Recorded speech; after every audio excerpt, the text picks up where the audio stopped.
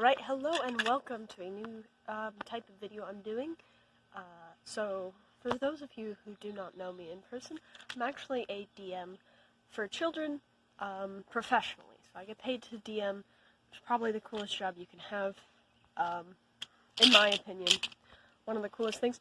So today I'm going to be talking about some of the stuff that you want to do as a DM starting out. So young DMs or old DMs just picking up the trade. Starting out DMing. And so now I say Game Master, or DM. I don't usually like to say Dungeon Master, because sometimes parents can get kind of weird about that. Just the term sounds a little bit odd. But for young players, or older players who are just starting out DMing, you are going to want a couple of things. And so I'm going to make a couple of videos about this. About starting out as a DM. First thing you want to think about as a new GM is going to be what kind of world are you creating, and what kind of format or game guidebook do you want to use. So I use DND a lot of the time, so Dungeons and Dragons, but you can really use anything. There's a lot of different ways you can make your own, which I'll make another video on sometime. There's Pathfinder. There's one that uses Time Lords. There's a lot of different ones you can use. So you want to find that one first. That's kind of your first step as a new GM. The other thing that you want to do is you probably don't want to buy the book yet. Now, the books are nice, but they're very expensive. A lot of times they can run up to $70, $80. Now, I love my books, but I would suggest as a new player not to use the books. Or to have a digital copy. You want to have access to the knowledge, but you don't want to commit overly to one thing. And I think that's important for anyone starting a new hobby, not to go into it too hard, too soon. So that goes with magic and other things, which I'll probably make some other videos about too. Now, the next thing that you're going to want to have is dice. Now, this is where I kind of differ from the thing that I was just talking about. What you're actually going to want to do is, I like holding physical dice.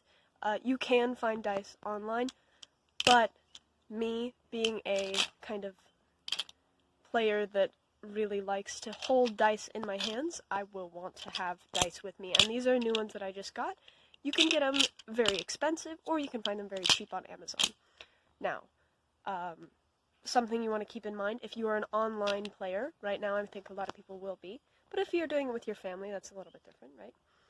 You're an online player, you're going to want to have maybe something that you can show the dice with. So if you're going to be using your camera on your phone, you're going to want to use that. Now the DM also needs dice, because a lot of time you have NPCs, where it's important for them to roll the dice. Other good thing is just make things random so you're not picking on your players. Alright, and the last thing I'm going to talk about today, just briefly, is going to be that you want to have the third most important thing, or not, maybe it's the first actually, it might be the first most important thing, but it's very important when you're starting off as a new GM. You want to have players, and you might think, well, I'll just get my group of friends. Think about it a little bit more, because remember, maybe your group of friends, maybe they get along really well, but maybe someone really doesn't like to play those kind of games, or doesn't get along well with someone else in the group.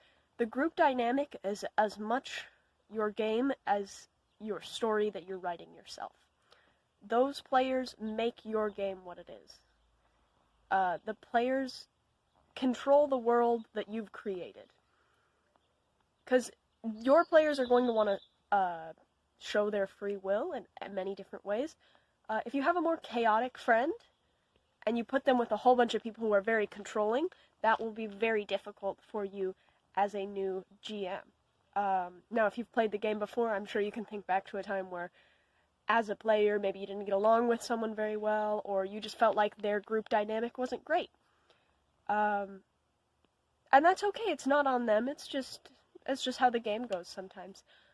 But what we want to do is pick a couple of people that can fit into a game group dynamic, that will very much harness your creative energy for this game. Small group, I mean You don't want less than 3 players, and you don't want more than 5, especially for a new GM. I remember I was doing a campaign with a large group of friends. I had 13 people, and it was okay, but remember, not as many people will get as much playtime, and you're going to feel a lot of work. You're going to be doing most of the work instead of the players. You really want the players to kind of lead you in the direction you're going. Thanks for watching today. I hope next time I can bring you more information on becoming a GM or a game master, and I will see you next time. Like and subscribe.